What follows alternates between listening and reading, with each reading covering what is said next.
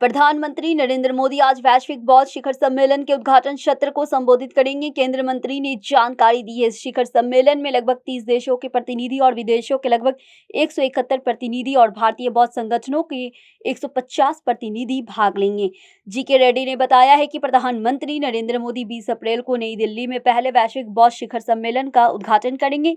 संस्कृति मंत्रालय अपने अनुदान ग्राही निकाय अंतर्राष्ट्रीय बौद्ध परिसंघ के सहयोग से 20 से 21 अप्रैल को अशोक होटल में इस वैश्विक बौद्ध शिखर सम्मेलन की मेजबानी करेंगे। उन्होंने कहा है कि केंद्र सरकार आजादी के अमृत महोत्सव के तहत कई कार्यक्रम का आयोजन कर रही है।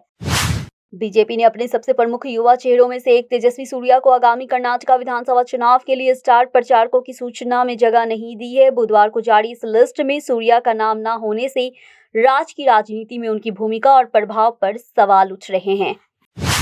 जनता दल सेकुलर ने कर्नाटक में 10 मई को होने वाले विधानसभा चुनाव के लिए बुधवार को 59 उम्मीदवारों की तीसरी सूची जारी की है। साथ ही पार्टी ने 7 सीटों पर कांग्रेस समेत अन्य पार्टी के उम्मीदवारों को समर्थन देने की घोषणा की है। पार्टी ने पहले घोषित की गई 2 सूचियों में से 12 क्षेत्रों में से उम्मीदवार बदल दिए हैं। उत्तर अफ्रीका देश सूडान की हालत ने भारत सरकार को नया सिरदर्द दे दिया है। सूडान में छिड़े गृह युद्ध के बीच हालात लगातार खराब हो रही है। वहीं इस लड़ाई में 3000 से अधिक भारतीयों की सुरक्षा का संकट गहरा गया है। सूडान की राजधानी खार्तूम में भारतीय दूतावास में भीषण लड़ाई वाले क्षेत्र में फंस गया है। ऐसे में दूतावास के अधिकारियों और स्टाफ को घर से ही काम करना पड़ रहा है। लड़ाई के कारण जहां बिजली और संपर्क के साधन बहुत कम बचे हैं, वहीं भारतीयों के लिए किसी एयरलिफ्ट अभियान को अंजाम देना भी बहुत मुश्किल है। कांग्रेस के पूर्व अध्यक्ष राहुल गांधी पे मोदी सरनेम को लेकर के दिए गए फैसले पे आज सूरत की ही अन्य अदालत अपना फैसला सुना सकती है। सूत्रों के मुताबिक कांग्रेस कार्यकर्ताओं को उम्मीद है कि आज के फैसले में राहुल को राहत मिलने की संभावना जताई जा रही है।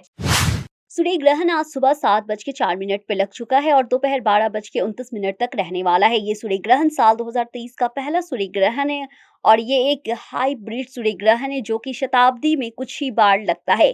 सूर्य ग्रहण को धार्मिक आधार पे भी अत्यधिक महत्वपूर्ण माना जाता है, जिसके चलते इसका सूतक काल निर्धारित किया जाता है।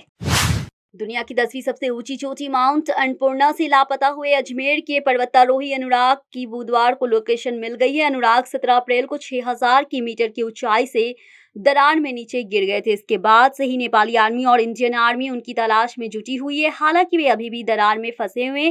फिलहाल सर्च अभियान जारी है। यमन की राजधानी साना में ज़कात बांटने के कार्यक्रम के दौरान भगदड़ मच गई है। एक न्यूज रिपोर्ट के मुताबिक इस भगदड़ में 79 लोगों की मौत हो गई है, वहीं सैकड़ों लोग घायल हो गए हैं।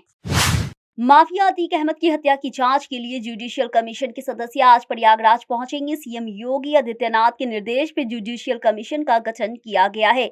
इस जांच के आयोग में कुल 3 सदस्य है। आयोग के सदस्य हत्या की जांच के लिए घटनास्थल पे जा सकते हैं। प्रयागराज में अतीक अहमद को लेकर के विवाद बयान देने वाले कांग्रेस नेता को पार्टी ने बाहर का रास्ता दिखा दिया है। ये कांग्रेस नेता और पार्षद प्रत्याशी राजकुमार उर्फ राजू भैया ने अतीक अहमद की कब्र पे तिरंगा रख दिया था। इसके बाद पुलिस ने उन्हें हिरासत में ले लिया है। पार्टी ने इसका तुरंत संज्ञान लिया है और उनको निलंबित कर दिया है। कांग्रेस नेता राजकुमार ने अतीक अहमद को शहीद तक बता दिया था। प्रयागराज में माफिया अतीक अहमद और अशरफ की हत्या के आरोपी से पुलिस लगातार पूछताछ कर रही है। इस बीच एक बड़ी खबर सामने आ रही है। सूत्रों के मुताबिक पुलिस कस्टडी में शूटर सनी ने कबूल किया है कि इन तीनों आरोपियों को दिल्ली ने जितेंद्र गोगी गिरोह के संपर्क से हथियार मिले थे। कानपुर का बाबर भी इसी गैंग से जुड़ा था। बाबर के जरिए ही ये लोग गोगी गैंग के संपर्क में आए थे। हालांकि पुलिस सूत्रों का ये भी कहना है कि ये लगातार बयान बदल रहे हैं।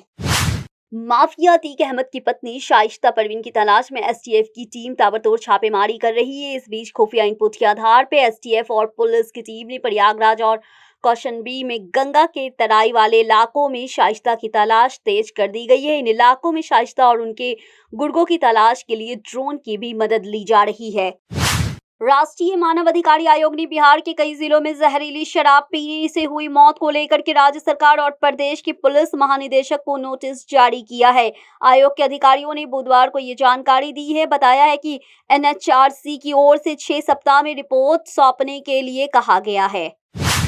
तेज प्रताप यादव लगातार सुर्खियों में रहते हैं। हाल ही में बिहार के औरंगाबाद से फोन पे उन्हें धमकी मिली थी। इस मामले में नगर थाना प्राथमिक दर्ज हुई थी। ये मामला पुलिस के लिए सिर दर्द बन गया और पुलिस मुख्यालय से मिले दबाव के बाद 24 घंटे के अंदर फोन करने वाले को गिरफ्तार भी कर लिया है। गिरफ्तार युवक की पहचान कामा बिग्घा निवासी सुनील कुमार मंडल के रूप में की गई है।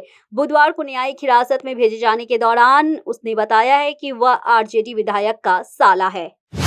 करनी सेना के राष्ट्रीय अध्यक्ष सूरजपाल लम्बू के भाई नैनपाल ने कथित तौर पर आत्महत्या कर ली है। उनका शव गुरुग्राम ओयो होटल के कमरे में पंखे से लटका मिला है। मौके पर पहुंची पुलिस ने ये सूचना नैनपाल के परिजनों ने दी है। परिवार का कहना है कि नैनपाल काफी दिन से बीमार चल रहे थे और डिप्रेशन के कारण उन्होंने आत्महत्या की है। वहीं पुलिस ने शव को कस्टडी में लेकर पोस्टमार्टम के लिए भेज दिया है और आगे की जांच में जुट गई है। टी सीरीज से जुड़े प्रोड्यूसर विनोद भानुशाली और बॉलीवुड के कुछ अन्य प्रोड्यूसर्स के ठिकानों पे आयकर विभाग की छापेमारी चल रही है। इन पे टैक्स चोरी के आरोप है। प्रोडक्शन हाउस पैन की जयंतीलाल गड़ा के ठिकानों पे भी इनकम टैक्स रेट की जा रही है। इन पे टैक्स में गड़बड़ी का आरोप है।